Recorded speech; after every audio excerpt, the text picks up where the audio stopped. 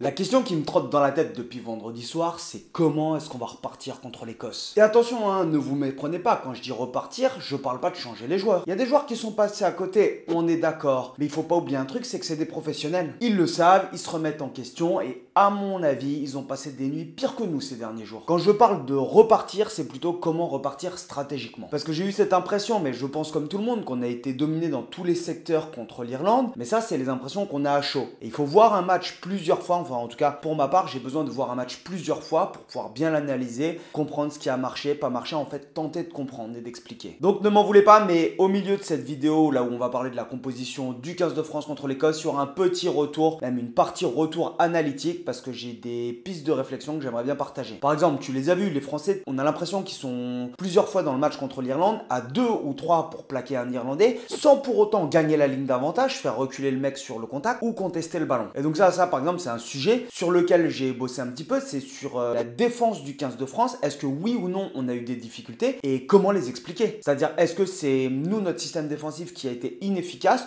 ou quelles sont les variations que justement les Irlandais ont mis dans leur système offensif pour être plus efficace? Parce que c'est aussi ça la réalité, c'est un petit peu des deux, vous allez voir. Et ça, pour ça, restez bien jusqu'à la fin de la vidéo parce que c'est ce que je vais traiter en fin de vidéo, notamment au niveau des centres, parce que quand on parle des contests et des grattages, tu mets en cause Danty et Ficou. Après, attention, ça ne sera que des propositions d'analyse des systèmes de jeu et des game plans des deux équipes. Et par exemple, le jeu au pied, notamment, j'étais vraiment ultra curieux sur le jeu au pied de savoir si est-ce qu'on a été plus efficace ou moins efficace que l'Irlande. Que j'avais l'impression sur le moment qu'on avait été naze, mais en fait, pas tant que ça du tout. Sur les coups d'envoi, quand les Irlandais ils tapent au centre du terrain et que Lucut trouve une touche à 40 mètres, tu dis ouais, mais quand on a Dupont, il va sur les 40 mètres adverses. Il va sur les 40 mètres adverses, mais pas sur des coups d'envoi au centre, sur des coups d'envoi sur le côté, pas au même endroit sur le terrain. Et quand tu prends l'exemple de Gibson Park, le 9 irlandais, mais en fait, il trouve pas des touches plus longues que Lucu. Alors oui, nous on se plante notamment, t'as Penaud qui se plante sur deux jeux aériens où il n'y a pas de pression et il fait des en avant, mais ça on revient sur le débrief, c'est des fautes techniques. Mais par contre, quand on joue des duels aériens, on a gagné les 3 duels aériens qu'on a déclenchés. Donc quand nos jeux au pied de pression étaient bons, on a été efficace sur les duels aériens. Et les Irlandais de leur côté, eux, ils ont 2 jeux en pied qui sont directs en touche. Et pourquoi je vous parle de tout ça? Parce que la question initiale, c'est comment est-ce qu'on va repartir contre l'Écosse? Je pense sincèrement qu'on fera moins de fautes techniques que contre l'Irlande. En tout cas, ça me semble compliqué d'en faire plus ou autant. Mais stratégiquement, qu'est-ce qu'on va faire? Est-ce qu'on va décider d'occuper plus le terrain pour aller défendre chez l'adversaire? Mais ça veut dire aussi qu'on laisse la possession du ballon et les initiatives aux Écossais. Donc faut avoir foi en ta défense, et les Écossais, on sait qu'ils aiment garder la possession du ballon, c'est un peu comme l'Irlande. Et du coup, ça veut dire que nous, on va devoir défendre fort et ensuite sélectionner les ballons qu'on va jouer soit sur contre-attaque ou soit dans le jeu courant. Et c'est ce qu'on fait depuis 3 ans, hein. Faut pas se leurrer, on va défendre chez l'adversaire et on trie les ballons qu'on joue en attaque. Ou est-ce qu'on va tenter de garder un petit peu plus la possession du ballon, la main sur le ballon et multiplier les séquences? Ça m'étonnerait quand même beaucoup pour plusieurs raisons. C'est que si tu veux imposer des séquences qui sont très très longues, comme sont capables de le faire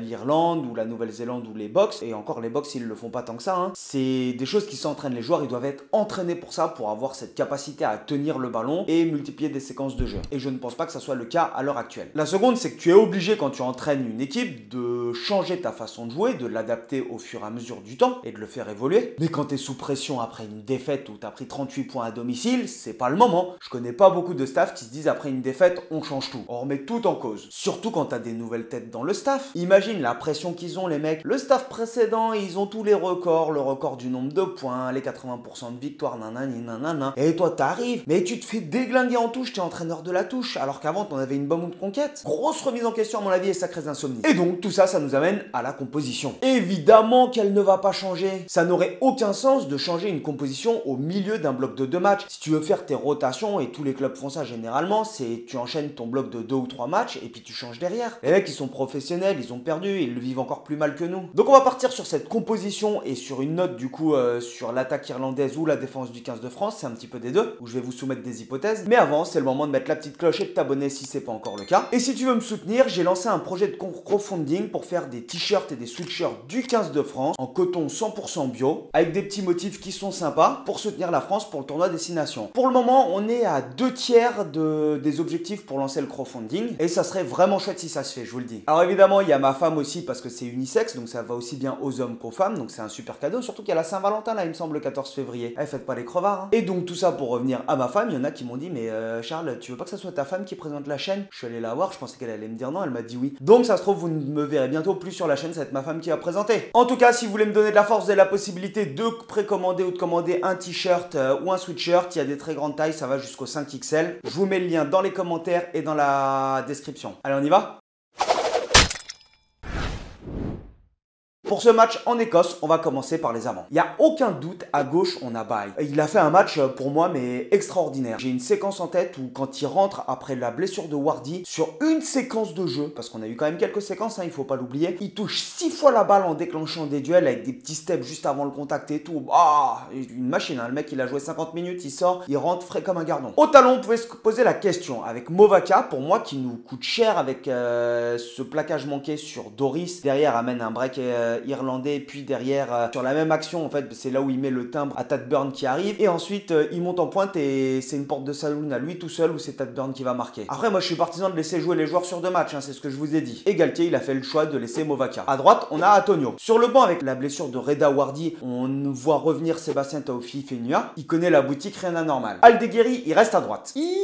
J'aime pas taper sur les joueurs, mais Aldeguerri Dorian, tu nous coûtes cher là sur le match. On est à 17-24, on est mené de 7 points, on arrive à inverser la tendance. Les Irlandais ont une séquence, et là, tu défends sur le plus ça, donc t'as le porteur de balle et il y a un soutien comme ils ont souvent à côté. Et là, tu viens mettre un placard à porteur qui n'a pas le ballon sur nos 40 mètres. On est à 17-24, on est revenu dans le match, et là, pénalité, pénal touche, et c'est BAM! Je suis désolé, ça coûte cher ça. Ouais, t'as envie de marquer l'adversaire, t'as envie de le déglinguer porteur, mais je suis de tout cœur avec toi, vas-y, lâche-toi. Mais attends qu'il ait le ballon. Et c'est dur de juger un joueur sur une action, mais quand tu vois des actions comme ça, tu te dis non, non, non, non, on n'a pas le droit. On a déjà pris un carton rouge, au bout d'un moment, schlac. Oh, on se concentre, on arrête de mettre des caramels à des joueurs qui n'ont pas le ballon, tout simplement. Bref, je lui souhaite de réussir une meilleure prestation quand même. La seconde ligne, c'est la grande question. Après la Coupe du Monde, j'ai fait une vidéo dans laquelle où je parle des raisons qui ne sont pas vraiment des raisons, mais qui tentent d'expliquer un petit peu pourquoi est-ce qu'on a perdu avec le 15 de France, ou quels sont les facteurs qui ont pu influer sur la performance plutôt. La phrase est mieux tournée comme ça. Et c'est ce que je disais, c'est que la seconde ligne, quand tu regardes les 4 équipes qui sont en demi-finale de la Coupe du Monde, elles ont toutes leur seconde ligne complète. L'Irlande n'a pas sa seconde ligne complète, la France n'a pas sa seconde ligne complète, on se fait sortir. Alors, relation de cause à effet, je suis pas sûr. Toujours est-il que les secondes lignes, bon, au-delà du fait qu'ils t'apportent de la hauteur en touche, c'est généralement des gros porteurs de ballon et Dieu sait ce que ça fait du bien dans le rugby moderne d'avoir des casseurs de bouche. Des mecs à 125 longues et 2 mètres qui viennent te faire un câlin pour te faire reculer ou qui se lancent en avant de toute leur force en disant moi je vais tomber et même si tu me plaques je vais avancer de 2 mètres parce que je vais tomber, je fais 2 mètres. Oh, et ben en France on a une malédiction au niveau des secondes lignes. Meafou, Flamand, Tao, Willems et Chaluro, ils ont tous des soucis. Il n'y a pas un deuxième ligne en fait qui est normal, qui est pas blessé ou qui traîne pas dans une histoire. Et même Momo Awas il pourrait jouer deuxième ligne à ce rythme là. On voit revenir Woki en profil 4 qui va nous amener sûrement un petit peu de mobilité en touche et des options en touche parce qu'il connaît la boutique et il nous a peut-être manqué contre l'Irlande. Et Gabriel qui bascule en 5 et pour le coup c'est assez marrant parce que j'ai regardé son profil,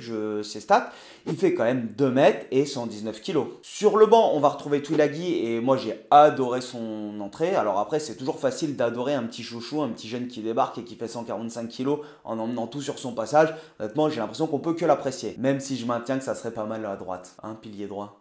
Ça fait plaisir de voir Romat parce que moi je me posais la question de savoir si on allait le voir pendant la Coupe du Monde. Il n'avait pas été appelé et ça m'avait un petit peu déçu. Et là je suis tellement content de le voir intégré. Et donc là on a un deuxième ligne remplaçant et potentiellement un troisième ligne remplaçant ou deuxième ligne remplaçant parce que Roumat ou Boudéan peuvent basculer en deuxième ligne ou Olivon comme on l'a vu sur le dernier match. En troisième ligne, rien ne bouge. Cross, Aldrit, Olivon. Je souhaite à Aldrit d'avoir sa deuxième conférence d'après-match en tant que capitaine plus aboutie que la première parce que la première on l'a senti un petit peu sans voix. Bon, j'espère que ça sera un peu mieux quand même après l'Écosse. Alors sur le banc, on repart avec Boudéan mais sachant qu'il y a quand même plusieurs options parce que là on a 2 deuxième lignes remplaçants et un seul troisième ligne. Mais donc il faut garder à l'esprit que Woki peut basculer en troisième ligne et qu'on a aussi le petit Peato Movaka qui peut basculer troisième ligne, on l'a déjà vu, c'est pas choquant. À la charnière, Lucu, Jalibert sont reconduits et c'est normal, c'est un bloc de 2 matchs, même si Nolan Le Garec fait une entrée pour moi magistral et j'ai adoré. Écoute, il sautera à la place de Lucu après, hein, c'est pas grave, mais là tu termines ton bloc, c'est normal. Dans le troisième rideau, on a Ramos et Penaud. Sur l'autre aile, toujours la question qu'on se pose, Moefana ou Bielbiaré. Et donc on a Bielbiaré titulaire, Moefana est remplaçant. Et maintenant, c'est au centre où je vais m'attarder un petit peu plus sur la défense du 15 de France ou l'attaque de l'Irlande. On a l'habitude de voir les centres français plutôt à leur avantage sur les contests avec Danty et Ficou. Quand Danty ou Ficou arrivent à contester le ballon, c'est que le porteur du ballon, il a réussi à être isolé et qui s'est coupé de ses soutiens offensifs. C'est vrai que défensivement, on a l'habitude de maintenant, c'est devenu dans les normes de voir la France qui conteste énormément les ballons au sol. L'Irlande, comme je le dis souvent, elle a cette faculté à avoir des soutiens offensifs qui sont très proches et donc dès que ça passe au sol,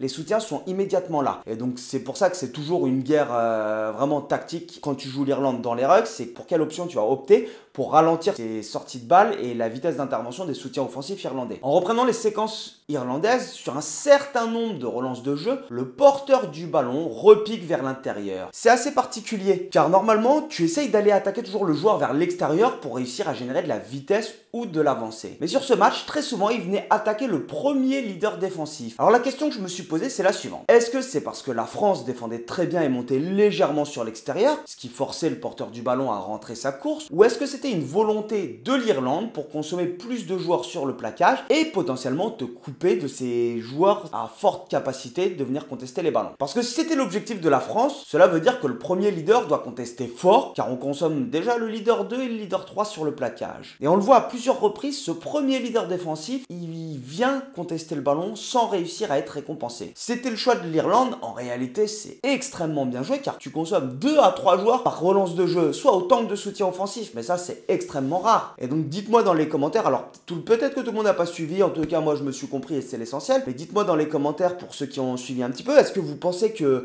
c'est l'Irlande qui avait opté du coup pour le fait de repiquer les courses volontairement, et c'est quelque chose que j'ai pas l'habitude de voir au rugby, et donc quand tu le vois 5 ou 6 fois dans le match, c'est soit en fait quand les mecs ils repiquent à l'intérieur, c'est soit qu'ils ont pas de solution, mais là t'as l'impression que c'est volontaire, et en plus à chaque fois t'as 3 Français qui sont consommés. Donc dites-le moi dans les commentaires ce que vous en pensez, et puis peut-être que moi ça me fera cogiter. En tout cas je regarderai l'Irlande sur les prochains matchs, à savoir s'ils le refont ou si c'était juste une adaptation tactique ou stratégique pour jouer la France, ou sinon s'ils ont fait évoluer leur système de jeu. N'oubliez pas de commander votre t-shirt ou votre sweatshirt pour me donner de la force, vraiment ça serait top. On est aux 2/3, on est à 60% je crois du projet de crowdfunding sur Ulule et c'est vraiment génial. Et puis on se revoit au Clubhouse du Club Ambition 53. Allez, topette l'ami.